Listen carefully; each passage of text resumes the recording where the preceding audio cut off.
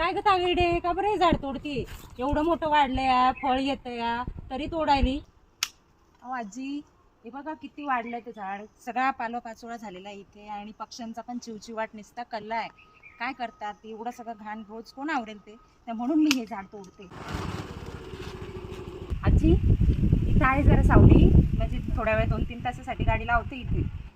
काय ग तायडे, तू तर म्हणत होती लई झाडाचा पाचोळा पडतोय, सावली आम्हाला अडचण होती यायला जायला, आणि आता बरी गाडी लावायला आली. उद्या आम्ही जुनं होऊन जाऊ, आमची अडचण व्हायला लागेल आणि आम्हालाही काढून द्याल तुम्ही. तर मग एवढे छान झाडं आणि आता तिला गेल्यानंतर कळतं या का सावली लागतीये म्हणून गाडी लावायला इथं आली आहे. रे वृक्षवल्ली आम्हा सोयरी वनचरे वृक्ष. आजी, सॉरी, माझी चूक झाली, पण आता मला माझी चूक कळली आहे आणि इथून पुढे मी असं काही करणार नाही. आणि सगळ्यांना सांगेल की झाडे लावा आणि झाडे वाढवा. ठीक आहे बाई, लावू गाडी.